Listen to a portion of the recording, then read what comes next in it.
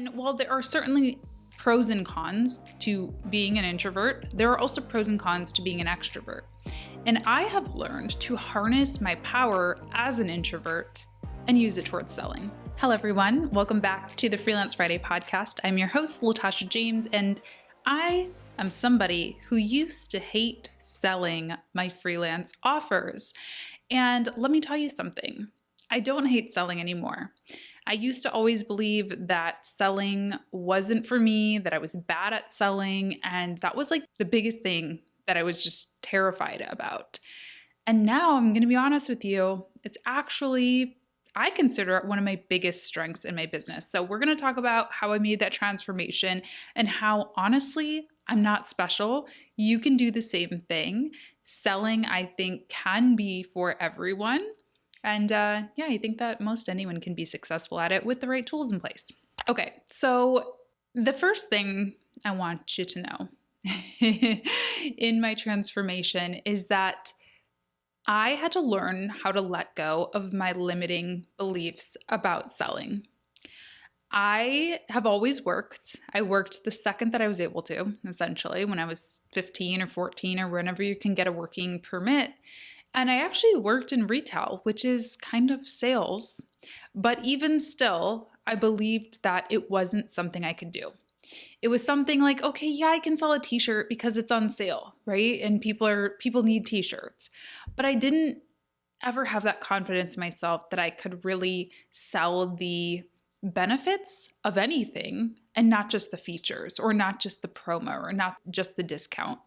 So it's funny because I actually, when I worked in retail, I was a retail manager. I mean, obviously I wasn't when I was 15, but I worked my way up and I felt like I did a better job teaching than I did doing.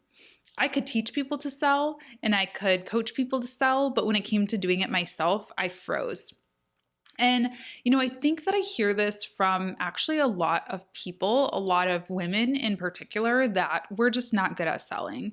Obviously, that's not just a woman thing. I think a lot of people have apprehensions because we've had so many bad experiences as customers that we don't want to do that to people. And if you are somebody who is more empathetic or is a little bit less, in your face, loud and things like that, we feel like there's a disconnect. I was always very shy.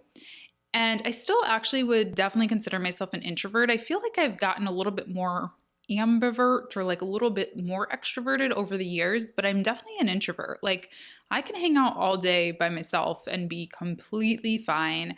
I prefer to be alone most of the times. If you were to ever meet me in person, I'm not a very loud person. I'm usually the quietest person in the room. And again, these are things that we're taught are bad. Growing up, in school, I remember always getting in trouble. It's funny because my partner, he would get in trouble for talking too much. And I was the opposite. I would get in trouble for not talking enough, not participating enough. People would think maybe, is she okay? Is she socially okay because she doesn't make friends very easily and things like that. And while there are certainly pros and cons to being an introvert, there are also pros and cons to being an extrovert. And I have learned to harness my power as an introvert and use it towards selling. People think it's about being the loudest person in the room, and it's actually so far from the truth. Being a good salesperson is actually about being a really good listener. It's about really listening to your customers' pain points and showing them a solution, giving them a way that they can fix that problem. Again, think about it. When you're thinking about how you want your sales experience to be, think about how your sales experiences have been as a customer and look to those experiences you've had that were positive. When I bought my car a few years ago, it was the first new car that I'd ever purchased from a dealership. I'd always bought cars from Craigslist and stuff, so it was a big purchase for me. And I remember that I went to one dealership and they were actually really nice to me. They let me take a model car for a whole weekend and get to know it. They were actually very nice. It was my dream car. It was exactly what I wanted. It was the right price, all that stuff. But when I went in on the Monday to return the car, they just absolutely did not care about my feelings. They didn't address any of my concerns that I did have, and they just wanted me to sign on that dotted line. They didn't care about anything else. They didn't ask me about my life. They didn't ask me, they didn't get to know me. They just wanted to sell to me. And it felt really nasty. And so I said no. I said, let me think about it. On the other hand, I went to another dealership and I actually found a car that wasn't my dream car. It was technically used. It had a little bit of mileage on it. I think it was like a showroom car or something. I ended up purchasing that vehicle because the sales experience was so awesome. It was a lot of questions about what do I do? Where do I live? What kinds of things do I like to do for fun? Why am I buying a new car? Why was now the time to do it? She was really addressing those issues, those concerns, and really caring about me as a customer. Now, did she really care about me as a customer? Probably not. I was probably her 20th customer of the day and she wanted to make that sale. But I felt like I was listened to. I felt like my concerns were handled.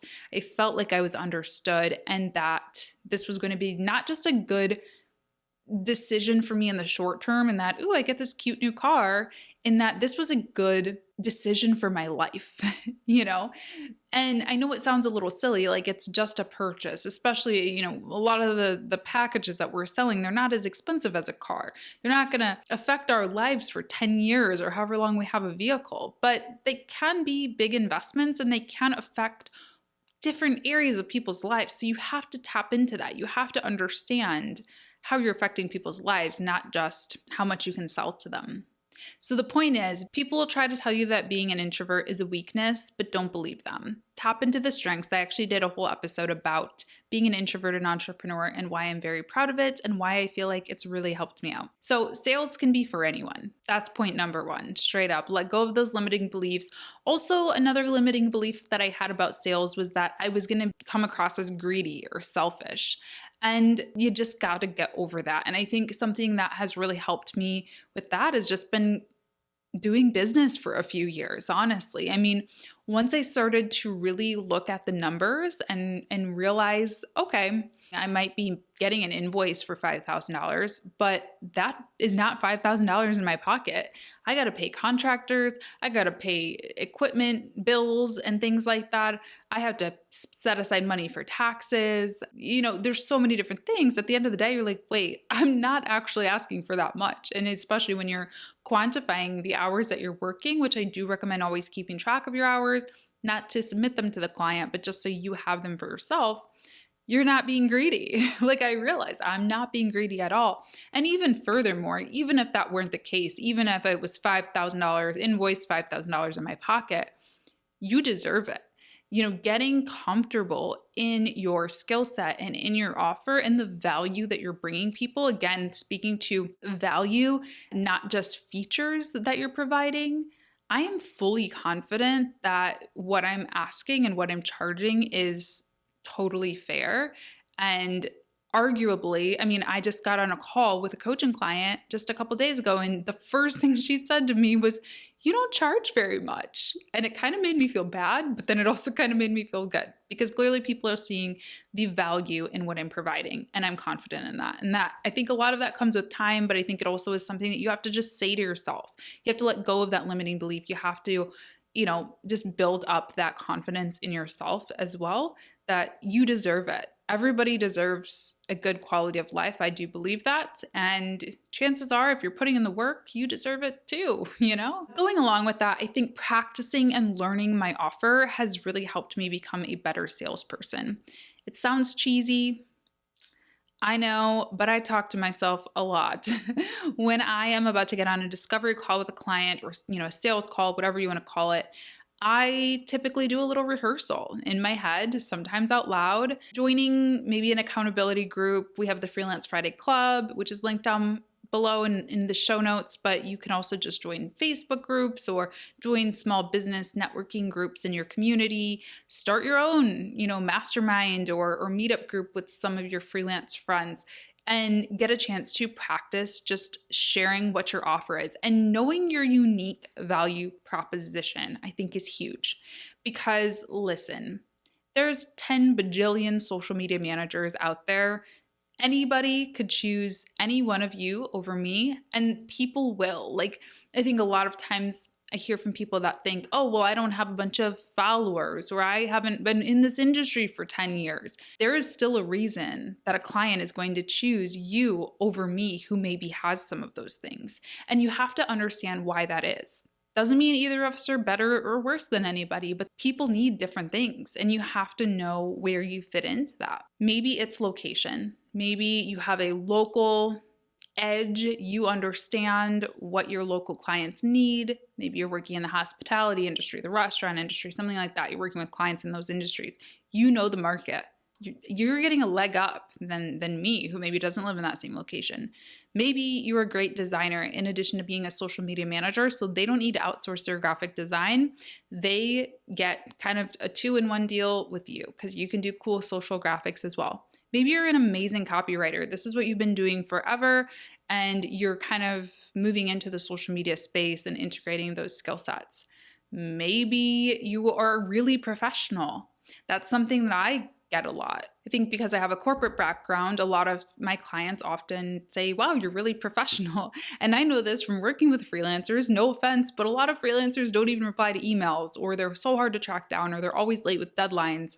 Not everyone, obviously, I know, but a lot of people are. And so that's an edge that I have. If I'm working with a client who expects things to be in on time and, needs a certain level of professionalism, I know that that's something that I have over somebody else. So find whatever that unique value proposition is, so that you can play that up, so that you can speak to that, and you can really differentiate yourself from the other, large amount of people out there who are doing the same things as you do. And you'll get comfortable explaining that to people and kind of coming up with that tagline, or that elevator pitch is what I like to call it. You should be able to explain to me what you do and why you are the person for me in one line, just one sentence. So practice that.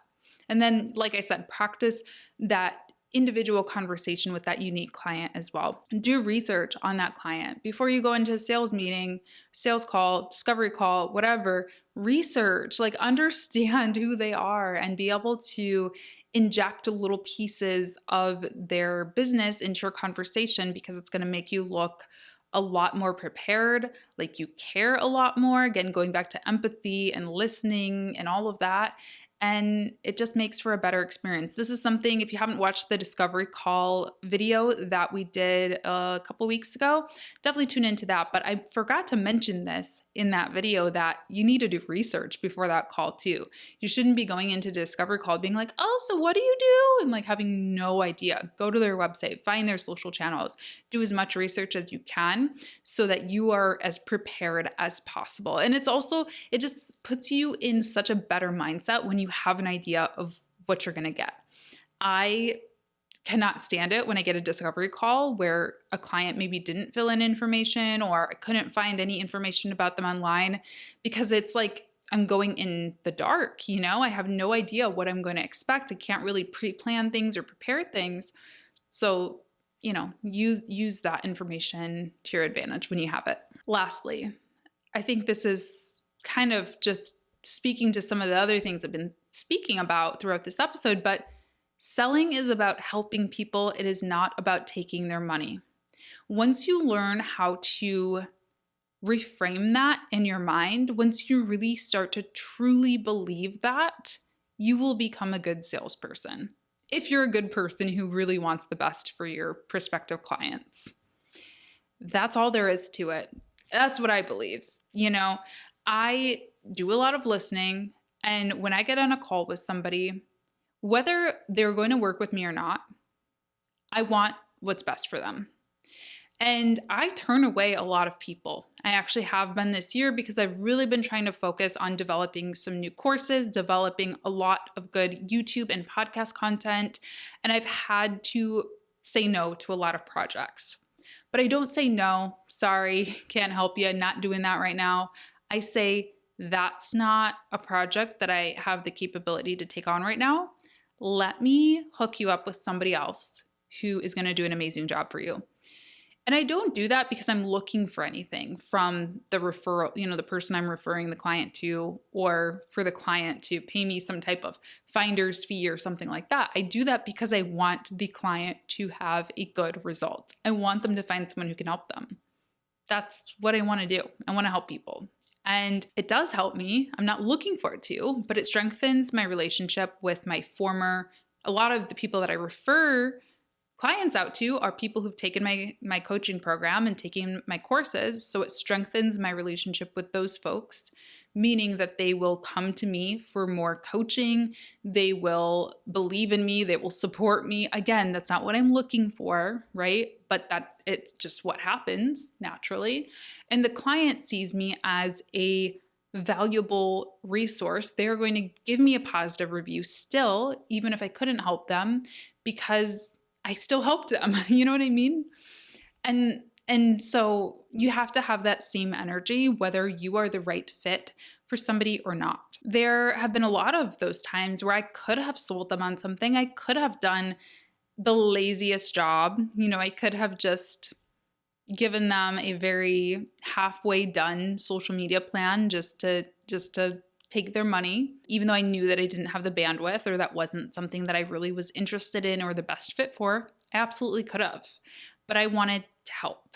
Now, hopefully you're not just referring everything out. And if that's the case and you are looking for more client work, maybe you need to change some of your offers. If I'm realizing, oh my gosh, I'm getting a lot of clients in a certain industry, maybe I need to just help one of them and build up that expertise or create an offer for those folks, then do that, right?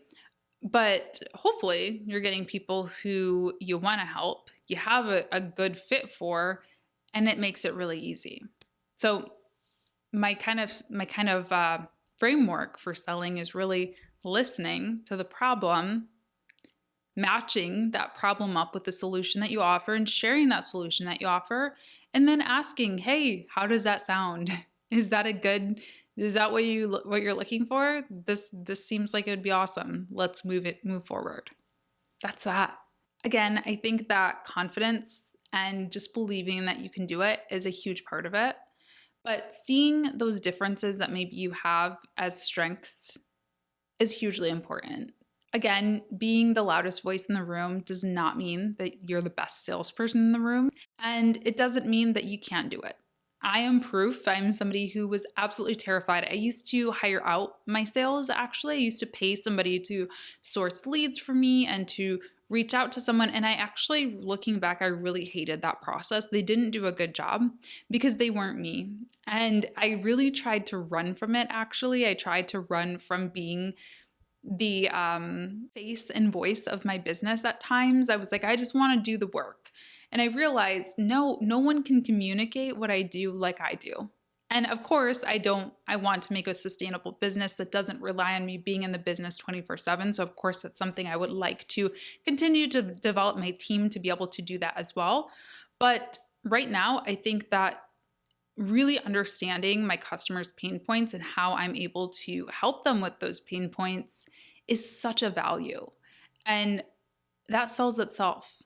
So I hope that helps you operate out of service, not out of ego. Make sure that you are listening to your prospective clients and that you're really, doing it for the right reasons and just trying to help people. I mean, that's genuinely the best sales advice that I can give. So hope that was helpful. If it was, be sure to leave me a thumbs up or a review on Apple Podcasts and subscribe to the YouTube channel and the podcast for more episodes like this.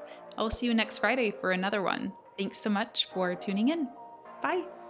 Thanks for tuning in to today's episode. Show notes for this episode are available at latashajames.com/podcast and contain all of the links I may have mentioned today, as well as an invitation to join my private Facebook group, the Freelance Friday podcast community. Thanks so much. We'll talk soon.